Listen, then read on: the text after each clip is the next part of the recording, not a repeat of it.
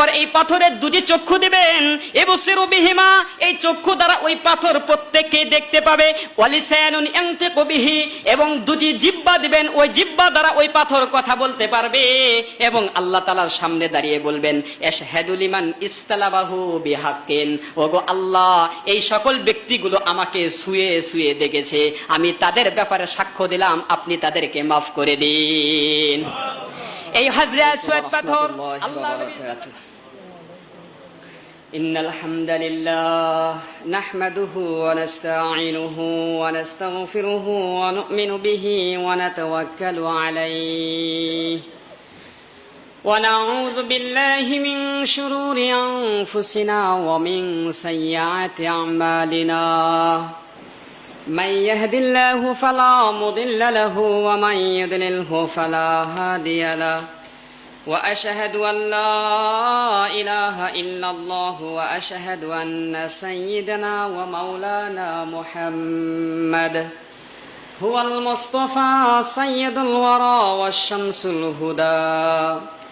وقال تعالى في كلامه المجيد وفي فرقانه الحميد: أعوذ بالله من الشيطان الرجيم، بسم الله الرحمن الرحيم.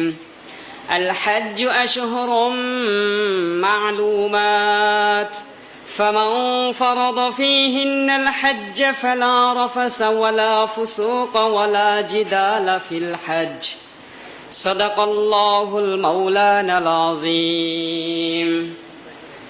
وقال رسول الله صلى الله عليه وسلم: نزل الحجر الأسود من الجنة وهو أشد بياضا من اللبن فسودته خطايا بني آدم، أو كما قال عليه الصلاة والسلام. اللهم صل على محمد وعلى آل محمد كما صليت على إبراهيم وعلى آل إبراهيم إنك حميد مجيد. اللهم بارك على محمد وعلى آل محمد كما باركت على إبراهيم وعلى آل إبراهيم إنك حميد مجيد.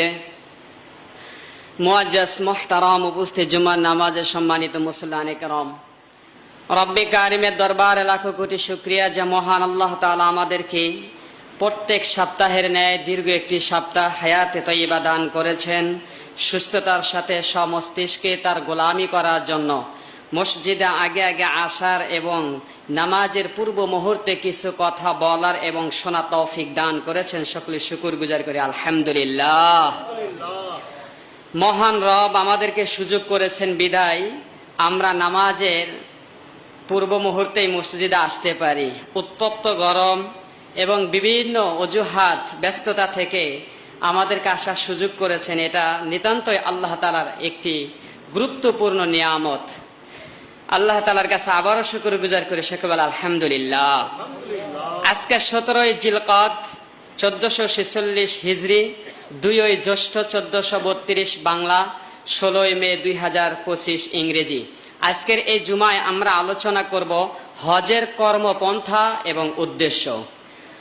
হজের আলোচনা আজকে তৃতীয় জুমা, সম্ভবত আজকে হজের আলোচনা শেষ হবে। হজের ওয়াজিবাত হিসেবে আরো কিছু কাজ রয়েছে আগামী 2 জুমা ঈদের আগে, সেই 2 জুমা আমরা ইনশাআল্লাহ ওয়াজিবাত, কুরবানি এবং বিভিন্ন আলোচনাগুলো করব।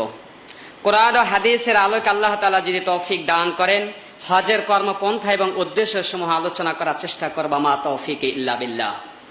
পিয়ারা হাজিরিন, হজ এটা আল্লাহ তাআলার একমাত্র উদ্দেশ্যপূর্ণ একটি ইবাদত, যে ইবাদতের ভিতরে মহান আল্লাহ তাআলা তার বান্দার কাছ থেকে জানি এবং মালের কুরবানি চাচ্ছেন। জান দ্বারা এবং নিজের শারীরিকভাবে আল্লাহ তাআলাকে ইবাদত করার মাধ্যম হলো একমাত্র একটি হজ। রোজা, নামাজ, যাকাত এগুলো আলাদা আলাদা স্বতন্ত্র ইবাদত। নামাজ এটা শুধুমাত্র আপনার শারীরিকভাবে ইবাদত করা হয়, যাকাত এটা শুধুমাত্র মালের মাধ্যমেই হয়, কিন্তু হজ এটি এমন ইবাদত যেটা জান এবং মাল উভয়টির মাধ্যমে আল্লাহ তাআলা বান্দার কুরবানি নিতে চাচ্ছেন। এটা এত গুরুত্বপূর্ণ একটি ইবাদত, যেই সূরা যেই হজের নামকরণে আল্লাহ পাক রব্বুল আলামিন পবিত্র কালামুল্লাহ শরীফের ভিতরে একটি সূরাই নাজিল করেছেন। সূরাতুল হজ একটি সূরাই রয়েছে 17 পারায়। এটাকে অত্যন্ত গুরুত্বপূর্ণ এবং ধারাবাহিকভাবে আল্লাহ তাআলা এই হজের ব্যাপারে আলোচনা করেছেন, হজের শিক্ষণীয় বিষয়ে আলোচনা করেছেন। আমরাও ইনশাআল্লাহ জিলহজ মাস আসবে, এর পরবর্তী আলোচনায় হজের পায়গামগুলো কি কি হবে সেই হিসেবে আমরা আলোচনা করব, আল্লাহ তাআলা যদি তৌফিক দান করেন। তো হজের কর্মপন্থায় প্রত্যেকটা ইবাদতের ফরজ ওয়াজিবাত রয়েছে। হজের ফরজ মোট 3টি। কয়টি? হজের ফরজ 3টি। 1 ইহরাম বাঁধা, 2 9 তারিখের হজের 9 তারিখে আরাফার ময়দানে অবস্থান করা, 3 অর্থাৎ 10 11 12 তওয়াফ করা, বাইতুল্লাহ শরীফকে তওয়াফে বিদা করবে। এই 3টি কাজ হলো হজের ভিতরে ফরজ। আর হজের ওয়াজিব হলো 5টি।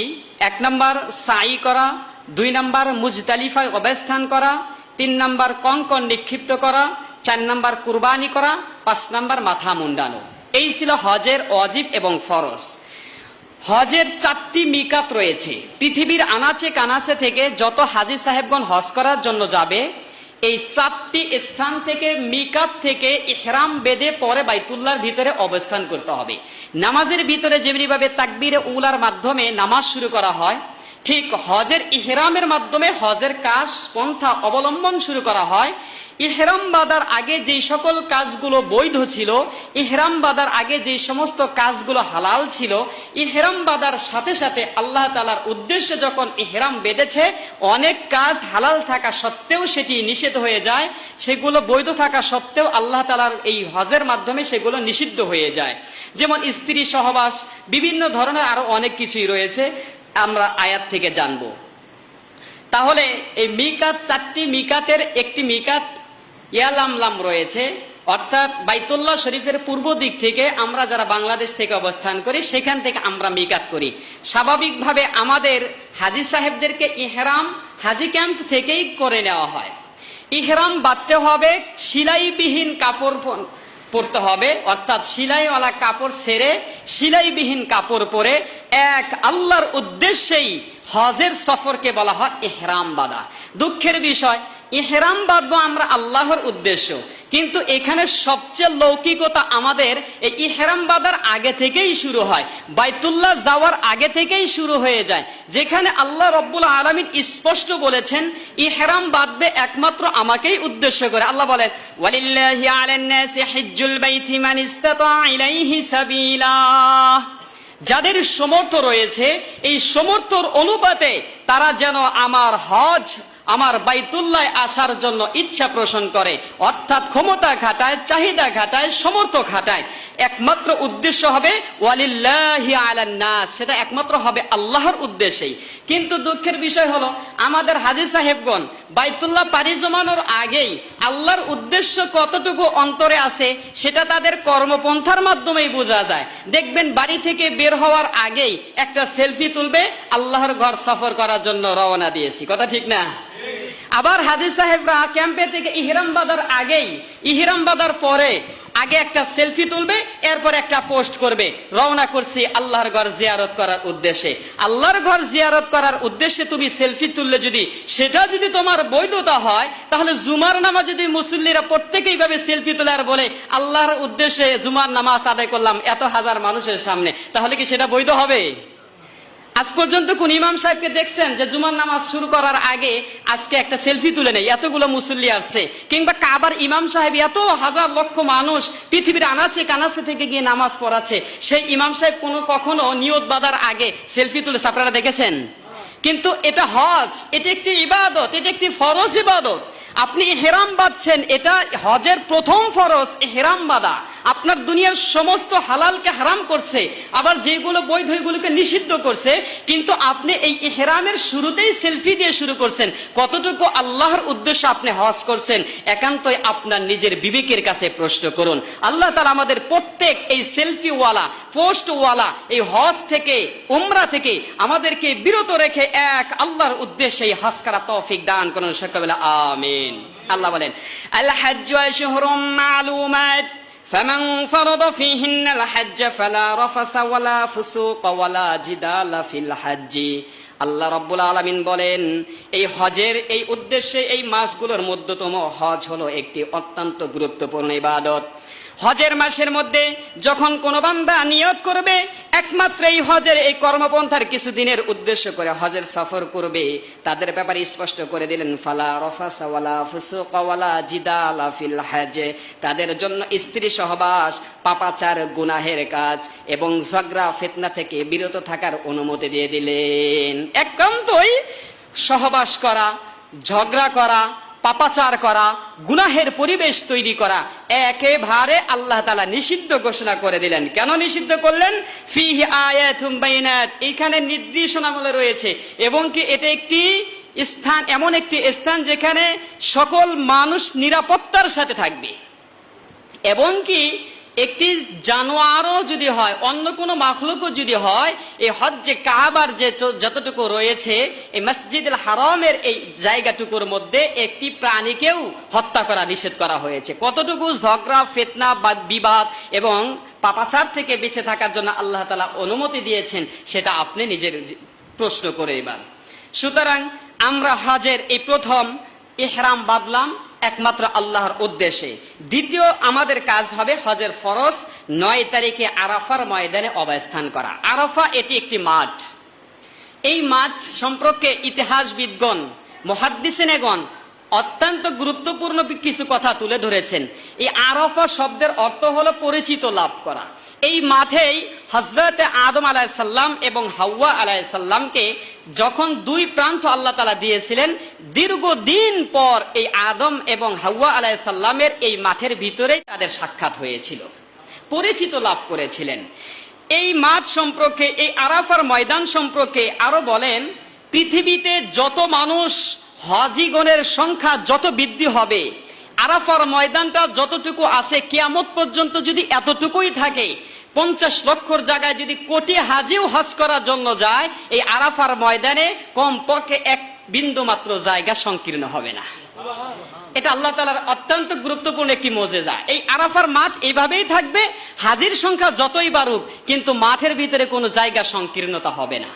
এই আরাফার ময়দানেই আল্লাহ পাক রব্বুল আলামিন আরশের মহল্লে যখন আমাদের কিয়ামত দিবসের বিচার হবে, পৃথিবীর সমস্ত মানুষ আনাচে কানাচে থেকে পূর্ব এবং পশ্চিম দিগান্ত প্রত্যেক মুরু থেকেই আল্লাহ রব্বুল আলামিন প্রত্যেকের হিসাব করার জন্য যেই মাঠে সমবেত করবেন, ওই মাঠই হলো আরাফার ময়দান।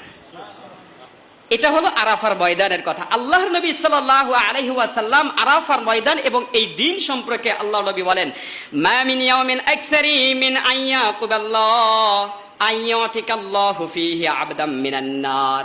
আল্লাহর নবী বলেন, এই আরাফার ময়দানের দিন এত মানুষকে আল্লাহ তাআলা জাহান্নাম থেকে মুক্তি দেয়। ইয়াউমুন আরাফা, এই আরাফার দিনে যত মানুষকে জাহান্নাম থেকে মুক্তি দেয়, অন্য দিন আল্লাহ তাআলা এত মানুষকে জাহান্নাম থেকে মুক্তি দেয় না। আরাফার দিন যত মানুষকে আল্লাহ তাআলা জাহান্নাম থেকে মুক্তি দেয়, অন্য কোনো দিন আল্লাহ রাব্বুল আলামিন অন্য এই জাহান্নামীদেরকে মুক্তি দেয় না। সুতরাং আরাফার দিনটা কত গুরুত্বপূর্ণ দিন হতে পারে আপনি এবার চিন্তা করুন। আরাফার সম্পর্কে আরো আলোচনা সামনে হবে, 9 তারিখে রোজা সম্পর্কে হবে এবং আরাফার দিন সম্পর্কে হবে। সুতরাং এই আরাফার ময়দান সম্পর্কে আমরা জানলাম, এটা হজের দ্বিতীয় ফরজ। 9 তারিখে আরাফার ময়দানে অবশ্যই কি করতে হবে? এখানে অবস্থান করতে হবে। কিছু কিছু বিষয় থেকে দেখুন, বাইতুল্লাহ চত্বরে 1 রাকাত নামাজ পড়লে 1 লক্ষ রাকাত নামাজের সওয়াব পাওয়া যায়। কিন্তু দুঃখের আমাদের অনেক ভাই অনেক সময় আল্লাহর এই হুকুমের বিপরীতে নিজের কিয়াসকে প্রাধান্য দিতে চায়। যেমন ভাবে অনেক সময় আমরা স্বাভাবিকভাবে মাসলা মাসাল কথা প্রাসঙ্গে এসে গেছে বলেই দেই, যেমন এতেকাফে যদি কোনো ব্যক্তি বসে, সামনে যদি জানাজা হয় কিংবা আরো গুরুত্বপূর্ণ নামাজ হয়, অনেকেই আমরা মনে করি এর জানাজার নামাজ তো ফরজে কিফায়া আর এতেকাফ করা তো হলো সুন্নত, সুতরাং এটার সাথে এটা তো বেশি গুরুত্বপূর্ণ না। এটা একটা বিধান, এটা আলাদা একটি হুকুম। কসরের নামাজের 2 রাকাতের হুকুম, কিন্তু আপনি মনে করছেন 4 রাকাত পড়লে তো সওয়াব বেশি। না, ওটা কসরের জন্য আপনাকে 2 রাকাত মওকুফ করা হয়েছে, এটা শরীয়তের একটি বিধান। সুতরাং এখানে লক্ষণীয় বিষয় হলো যেই বাইতুল্লাহর সামনে নামাজ পড়লে 1 রাকাতের লক্ষ রাকাতের সওয়াব পাওয়া যায়, কিন্তু আরাফার ময়দানে লক্ষ রাকাতের সওয়াব পাওয়া যায় না। কিন্তু আল্লাহর নির্দেশ ওইখানে অবশ্যই 5 ওয়াক্ত নামাজ অবস্থান করতে হবে। সুতরাং লক্ষ রাকাতের সওয়াব ভিত্তি এটা বাদ দিয়ে হলেও আরাফার ময়দানে অবস্থান করে, এটা আরেকটা হুকুম মানা। এজন্য অনেক সময় ইবাদতের উপর আরেক ইবাদত কিয়াস করা যাবে না। আল্লাহ তাআলা আমাদেরকে এই হজ্জে কাবায় যারা যাবে এই 9 তারিখের আরাফার ময়দানে অবস্থান করা তৌফিক দান করুন এবং সঠিকভাবে আমাদেরকে ইবাদত করা তৌফিক দান সকলে আমিন। এরপর 3 নম্বর ফরজ ছিল 10, 11, 12 তওয়াফ করবে, তওয়াফে বিদা করবে। 10 তারিখ, 11 তারিখ এবং 12 তারিখ এই 3 দিন তওয়াফ করবে। এই তওয়াফকারীরা কোথায় তওয়াফ করবে? আল্লাহ রাব্বুল আলামিন বলেন ওয়ালিয়াতাওয়াফু বিল বাইতিল আতীক, তোমরা তওয়াফ করো প্রাচীন ঘর। প্রাচীন ঘর কেন বললেন? বাইতুল আতীক কেন বললেন? মুফাসসিরিনে কেরাম বলেন এই ঘরকে আতীক বলা হয়েছে এই জন্য কিয়ামত পর্যন্ত এই ঘরকে কোনো দুর্বৃত্তরা এটাকে দখলদারিতে কাটাতে পারবে না, এবং অতীতে যতদিন চলে গেছে এই ঘরের উপর কেউ কি করতে পারে নাই, বাহাদুরি করতেও পারে নাই, দখলদারিত্বও করতে পারে নাই। এই আতীক শব্দের বিভিন্ন ব্যাখ্যা রয়েছে, আমি সেদিকে যাচ্ছি না। আল্লাহর নবী সাল্লাল্লাহু আলাইহি ওয়াসাল্লাম এই তওয়াফকারীর ব্যাপারে তিনি ঘোষণা করেছেন, মান তাওয়াফা বিহাযাল বাইতি উসবুআন ফাসবাহ ফাহসাহু, যদি কোনো ব্যক্তি এই বাইতুল্লাহ শরীফের ভিতরে এসে শুধুমাত্র 7টা করে তওয়াফ করে, কানা কাইতকি রাফাকাতিন, ওই ব্যক্তির জন্য একটি গোলাম আজাদ করা সওয়াব দেওয়া হবে। 7 বার করে তওয়াফ করবে, একটা করে গোলাম আজাদের নেকি পাবে। আল্লাহ নবী সাল্লাল্লাহু আলাইহি সাল্লাম আরো বলেন, আমি এই তওয়াফটাকে তোমাদের জন্য এতটাই গুরুত্ব দিয়েছি। আল্লাহ নবী সাল্লাল্লাহু আলাইহি সাল্লাম বলেন, আত-তাওয়াফু বিল বাইতিস সালাতি, আমি তওয়াফকারীর জন্য শুধুমাত্র সালাতের বিপরীতে তওয়াফ করার জন্যই অনুমতি দেই। আত-তাওয়াফু বিল বাইতিস সালাহ, তোমরা নামাজ বাদ দিয়ে সালাতের বাদ দিয়ে তোমরা শুধু তওয়াফ করো। কিন্তু তওয়াফকারীর মধ্যে এত ফজিলত এবং নামাজের মধ্যে পার্থক্য করে দিলেন, ইল্লা আন্নাল্লাহ আহাল্লা ফিহিল মানতাকি, নামাজের ভিতরে কথা বলা যায় না। বাইতুল্লাহর সামনে নামাজ পড়লেও কথা বলা যাবে না, যেখানেই নামাজ পড়ুন না কেন কথা বলা যাবে না। আল্লাহর নবী বলেন, এই যে তওয়াফ করবা সেখানে কথা বলা যাবে ঠিক, কিন্তু ভালো ভালো কথাও যদি বলে ওই নামাজ পড়াছে এই তওয়াফ করার দ্বারা তার বেশি সওয়াব দেওয়া হবে। ওই বাইতুল্লাহর সামনে আপনি নামাজ পড়বেন আর একজন ব্যক্তি তওয়াফ করবে, সওয়াব বেশি হবে যে ব্যক্তি তওয়াফ করবে। আল্লাহর নবী সাল্লাল্লাহু আলাইহি ওয়াসাল্লাম এই তওয়াফ করার এত গুরুত্ব দিয়েছেন, এত গুরুত্ব দিয়েছেন। এবং এই তওয়াফের মধ্যে যখন মুসলমানদের প্রথম যুগে যখন সাহাবায়ে কেরাম তওয়াফ শুরু করলেন, তওয়াফ করতে তো দেখা গেছে যারা কাছে থাকে সেটা তো একটু তাড়াতাড়ি করা যায়, কিন্তু দূর দিয়ে যারা তওয়াফ করে শরীর তো ক্লান্ত হয়ে যায়। এই ক্লান্ত শ্রান্ত সময় শরীর নিয়ে তো এত তওয়াফ করা যায় না। তারা দুর্বল ভিত্তিতে যখন তওয়াফ করতে লাগলো, দূর থেকে দুর্বৃত্তরা কাফের মুশরিকেরা বলতে লাগলো, আরে সব মুসলমান তো দেখি দুর্বল, এরা আবার ইসলাম বিজয় করবে কিভাবে, আল্লাহর জমিনে আল্লাহর দিন বিজয় করবে কিভাবে। এই কাফের মুশরিকদের তিরস্কারের কথা শুনে এই তওয়াফের মধ্যে আল্লাহর নবী সাল্লাল্লাহু আলাইহি ওয়াসাল্লাম প্রত্যেক সাহাবাকে হুকুম দিয়ে দিলেন, তোমরা তওয়াফ করার সময় কিছু জায়গা রয়েছে সেখানে তোমরা রমল করবে, মানে এইভাবে বাহু ধরে একটু বীরত্বর সাথে তোমরা হাঁটবে। স্বাভাবিকভাবে যেরকম ভাবে তওয়াফ করো, কিছু স্থান এই স্থানের মধ্যে একটু জোরে সোরে শক্তির সাথে করো। আল্লাহর নবী বুঝাইতে চাইলেন যে প্রত্যেক মুসলমান যদিও দুর্বল হতে পারে, জীর্ণ শীর্ণ এবং ক্লান্ত শ্রান্ত হতে পারে, আমি নবী মুহাম্মদ তাদেরকে রমল করার কথা বলে এটা বুঝাইতে চাচ্ছি, মুসলিম জাতি যতই দুর্বল হোক, যতই জীর্ণ শীর্ণ এবং ক্লান্ত শ্রান্ত হোক, অবশ্যই তারা তওয়াফ করার সময় রমল করবে। পৃথিবীর সমস্ত তাগুতি শক্তিকে তারা জানিয়ে দেবে আমরা ক্লান্ত শ্রান্ত দুর্বল হতে পারি, আল্লাহর দ্বীনের জন্য আল্লাহর বিধান বাস্তবায়ন করার ক্ষেত্রে আমাদের সমসাময়িকের শক্তি প্রয়োজন মোতাবেক আল্লাহ তাআলা নিজেই ব্যবস্থা করবেন। সকল তাগুতি শক্তিকে আল্লাহ তাআলার আল্লাহ নবী সাল্লাল্লাহু আলাইহি ওয়াসাল্লাম এখানে মাইনাস করতে চাইলেন এবং ইসলামের এই দুর্বলতাকে শক্তিশালী করার জন্য তওয়াফের ভিতরে রমল করার হুকুম আল্লাহ নবী সাল্লাল্লাহু আলাইহি ওয়াসাল্লাম দান করেন। সুবহানাল্লাহ। এই বাইতুল্লাহ শরীফে প্রত্যেক মানুষ তোয়াফ করবে। এটা আল্লাহ নবী সাল্লাল্লাহু আলাইহি সাল্লাম বলে গেলেন যে তোমরা তোয়াফ করবে, তোয়াফ করবে। তোয়াফের মাঝে মাঝে একটা পাথর রয়েছে, ওই পাথরকে তোমরা চুম্বন করবে। আল্লাহ নবী সাল্লাল্লাহু আলাইহি সাল্লাম এই পাথর সম্পর্কে বললেন, এখানে জান্নাতি কিছু জিনিস রয়েছে, যেই জান্নাতি জিনিসের মধ্যে আল্লাহ রাব্বুল আলামিন বলেন, পৃথিবীতে আমি 3টা জিনিস জান্নাত থেকে সরাসরি দুনিয়াতে দিয়েছি। 3টা জিনিস জান্নাতি জিনিস রয়েছে, যে 3টা জিনিস প্রত্যেক ব্যক্তি ইচ্ছা করলে স্পর্শ করতে পারবে, ইচ্ছা করলে সেটা ছুঁতে পারবে, ইচ্ছা করলে সেটা হাত দিয়েও ধরতে পারবে। সুতরাং জান্নাতি 3টা জিনিস দুনিয়ার মধ্যে এখনো বিদ্যমান রয়েছে। সেই 3টা জিনিস এখনো পর্যন্ত দুনিয়াতে আজও পর্যন্ত বিদ্যমান রয়েছে।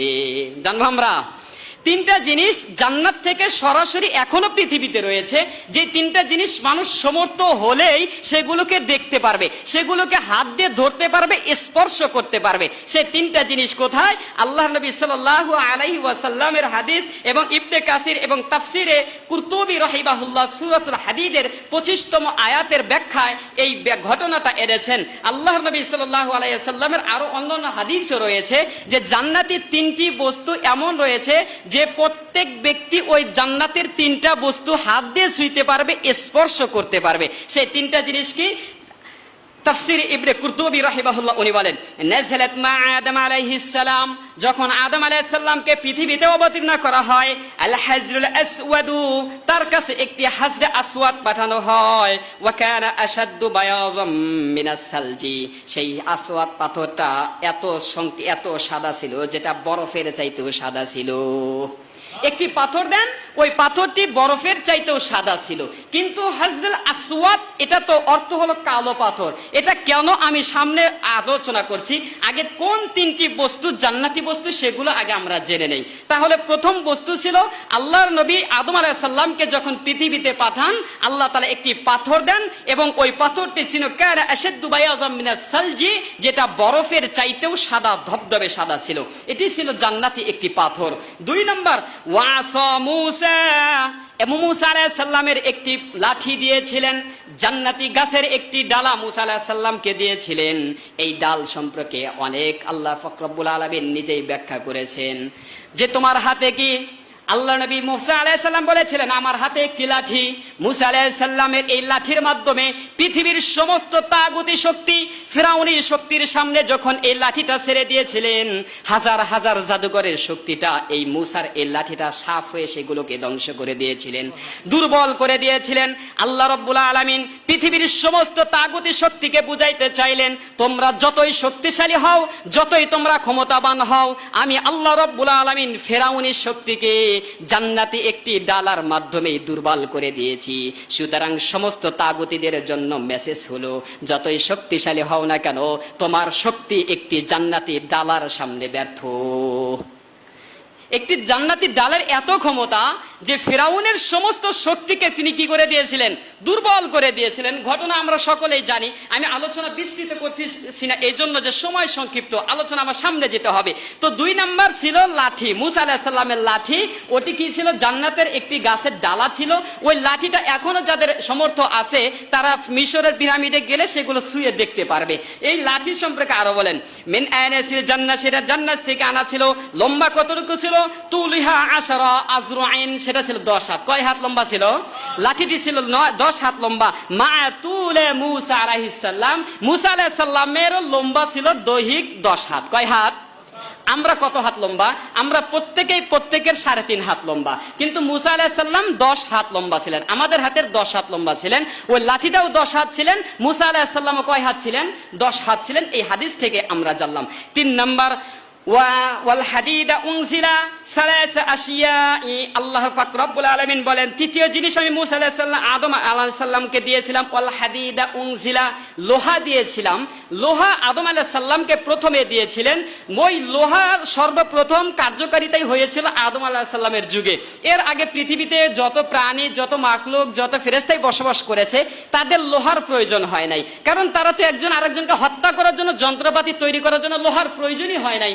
একজন আরেকজনকে কইভাবে ষড়যন্ত্র করে তাকে দুর্বল করা যায়, বিভিন্ন অস্ত্রপাতি বানানোর কল্পনাই করে নাই, যার কারণে আদম আলাইহিস সালামের আগে এই লোহার প্রয়োজন হয় নাই। আদম আলাইহিস সালামের থেকেই লোহা দিয়েছিলেন, ওই লোহাগুলো এখনো বিদ্যমান রয়েছে।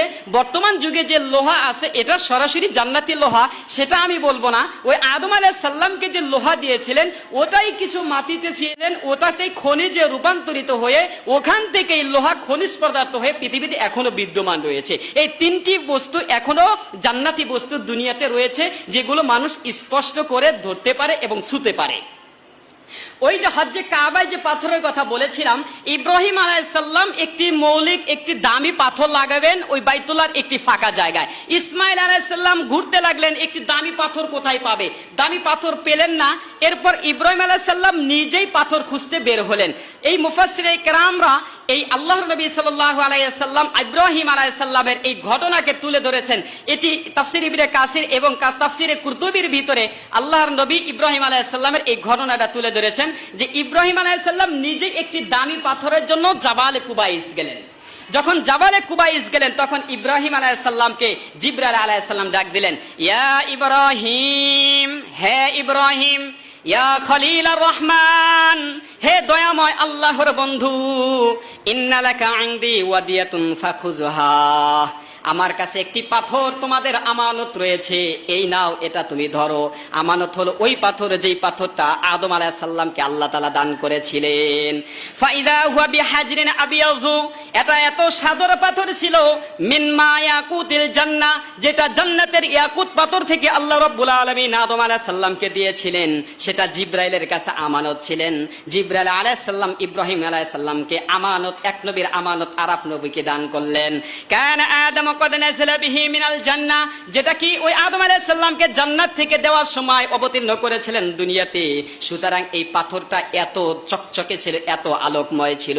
পৃথিবীতে দুইটি ইয়াকুত পাথর পৃথিবীতে আল্লাহ রাব্বুল আলামিন জান্নাত থেকে দিয়েছিলেন, যেটার আলো এই পরিমাণ ছিল, যদি এই আলোকে নিষ্ক্রিয় আল্লাহ রাব্বুল আলামিন না করতেন তাহলে পৃথিবীর মানুষ রাত্রি দেখতেন না, মানুষ রাত্রি খুঁজে পেত না, শুধু আলোকিত হয়ে থাকতেন। আল্লাহ রাব্বুল আলামিন এই পৃথিবীর আলো, এই পাথরের আলোকে নিষ্ক্রিয় করে দিয়েছেন, যার কারণে মানুষ অন্ধকার পাচ্ছে, রাত্রি পাচ্ছে, মানুষের বিশ্রাম পাচ্ছে, মানুষের শান্তি পাচ্ছে। সুতরাং আল্লাহ রাব্বুল আলামিন নিজেই এই দুই পাথরের আলোকে নিষ্ক্রিয় করে দিলেন। এই সাদা পাথর কালো হলো কিভাবে এবার আমরা জানি, এবং এই পাথর সম্পর্কে আল্লাহর নবী আরো কত ফজিলতের কথা বলেছেন। এটা কত গুরুত্বপূর্ণ একটি পাথর, জান্নাত থেকে এখনো বিদ্যমান রয়েছে।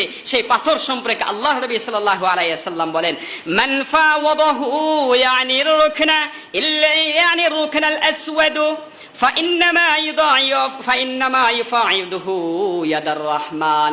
আল্লাহর নবী সাল্লাল্লাহু আলাইহি ওয়াসাল্লাম বলেন, মান ফাওয়াদাহু ইয়ানি রুকনাল আসওয়াদু ফাইন্নামা ইউদাইফুহু ইয়াদার রহমান। যেই ব্যক্তি পৃথিবীর আনাচে কানাচে থেকে এই হজরে আসওয়াদ পাথরের সামনে দাঁড়াবে এবার এই হজরে আসওয়াদ হাত দিয়ে ধরবে, আল্লাহর নবী বলেন ইয়াদার রহমান, সে সরাসরি আল্লাহর হাতে হাত রাখলো। সুবহানাল্লাহ, আল্লাহর হাতে হাত রাখলো বলতে এখানে মাজাজান অর্থ নিয়েছেন, সরাসরি আল্লাহর হাত নয়, তবে কেমন যেন হজরে আসওয়াদের সামনে দাঁড়ালো এবং এখানে হাত রাখলো, মানে আল্লাহর হাতেই তিনি হাত রাখলেন। আল্লাহ নবী আরো বলেন, নাযালা হাজরুল আসওয়াদু মিনাল জান্নাহ, এই হজরে আসওয়াদ পাথর জান্নাত থেকে অবতীর্ণ করা হয়েছিল। ওয়া হুয়া আশাদ্দু বায়াযাম মিনাল লাবানি, সেটা দুধের মতো একটি সাদা ধবধবে পাথর ছিল। ফাসাওয়াদাতুহুল খাতায়া বানি আদম, আল্লাহ নবী বলেন এই ধবধবে দুধের মতো সাদা পাথরটা ফাসাওয়াদাতুহুল খাতায়া বানি আদম, এই বনি আদমের গুনাহগুলো চুষে নিতে নিতে এই পাথরগুলো কালো হয়ে গিয়েছে। এই পাথর কালো হয়েছে বনি আদমের গুনাহ চুষে নেওয়ার কারণে। এই পাথর একবারে ধবধবে সাদা ছিল, বনি আদমের গুনাহের কারণে, গুনাহের প্রভাবে এই পাথর কালো হয়ে গিয়েছে। আল্লাহ নবী সাল্লাল্লাহু আলাইহি ওয়াসাল্লাম আরো বলেন, কিয়ামতের দিন এই পাথর সাক্ষ্য হবেন। আল্লাহ নবী বলেন, ইয়াতি হাযাল হাজরুল ইয়াউমাল কিয়ামা, আল্লাহ পাক রব্বুল আলামিন কিয়ামতের দিন বহু জিনিস ডাকবেন এবং এই হাজরে আসওয়াদ পাথরকেও সামনে আনবেন। লাহু আইনান, এরপর এই পাথরের দুটি চক্ষু দিবেন। এবসিরু বিহিমা, এই চক্ষু দ্বারা ওই পাথর প্রত্যেক কে দেখতে পাবে, ওয়ালিসানুন ইয়ানতিকু বিহি, এবং দুটি জিহ্বা দিবেন, ওই জিহ্বা দ্বারা ওই পাথর কথা বলতে পারবে এবং আল্লাহ তাআলার সামনে দাঁড়িয়ে বলবেন আশহাদু লিমান ইসতালাবাহু বিহাক্কিন, ওগো আল্লাহ এই সকল ব্যক্তিগুলো আমাকে ছুঁয়ে ছুঁয়ে দেখেছে, আমি তাদের ব্যাপারে সাক্ষ্য দিলাম, আপনি তাদেরকে মাফ করে দিন। এই হাজরে আসওয়াদ পাথর আল্লাহ নবী সাল্লাল্লাহু আলাইহি ওয়াসাল্লাম এই পাথর সম্পর্কে সাহাবায়ে কেরামকে সামনে নিয়ে একটি সবক দিতে চাচ্ছেন, নসিহত করতে চাচ্ছেন, বয়ান করতে চাচ্ছেন, উম্মতে মুসলিমার জন্য একটি সবক প্রদান করতে চাচ্ছেন। সাহাবাদেরকে বলতে চাচ্ছেন তোমরা আমার এই হজরে আসওয়াদ পাথর থেকে একটি সবক গ্রহণ করো। আমরাও আজকে এই বাইতুস সুজুদ মসজিদে আমরা যারা অবস্থান রয়েছি, আমরাও ওই আল্লাহর নবীর ওই হাদিসে থেকে সবক গ্রহণ করব তো ইনশাআল্লাহ। সবকটা কি?